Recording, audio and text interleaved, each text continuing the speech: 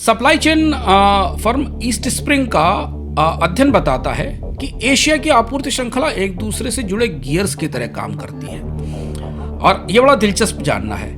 जैसे जापान और दक्षिण कोरिया हाईटेक डिजाइन में पहले से स्थापित हैं। चीन और ताइवान जो इंटरमीडिएट उत्पाद हैं वो बनाते हैं, और जो अंतिम उत्पाद हैं उनकी असेंबलिंग वियतनाम में या भारत में होती है। सिंगापुर के बंदरगाह और हांगकांग का लॉजिस्टिक्स हब इन्हें पूरी दुनिया में विस्तार से पहुंचाता है। ये जो आपको आपकी स्क्रीन में दिख रहा है। इसलिए डोनाल्ड ट्रंप ने अपने पहले कार्यकाल में चीन पर जब प्रतिबंध लगाए तो आपको याद होगा उसका एक बड़ा महत्वपूर्ण नतीजा सामने आया। एक नई रणनीति उभरी जिसे चाइना +1 कहा जाता है। चीन में उस समय लागत भी बढ़ रही थी और एशिया के देश धीमे धीमे कुछ क्षेत्रों में अपनी उत्पादन क्षमताएं बना चुके थे।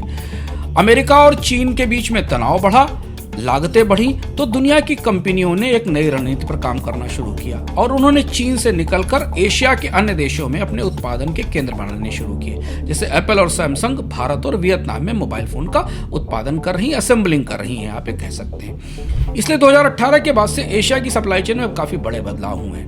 निर्माण में चीन की हिस्सेदारी घटी और वियतनाम की हिस्सेदारी बढ़ी। चीन ने बेहद चतुराई के साथ आसियान को आगे किया और रीजनल ट्रेड का एशियन सप्लाई में हिस्सा 58% हो गया। इसमें काफी कुछ कच्चा माल या पुर्जे चीन से आते थे। इसलिए डोनाल्ड ट्रंप ने सबसे पहले वियतनाम को समझौते पर राजी किया। डोनाल्ड ट्रंप जितने समझौते करना चाहते थे उनमें सिर्फ वियतनाम का ही एक ऐसा समझौता था जो सफलतापूर्वक वो कर पाए। एक यूके का दूसरा समझौता था।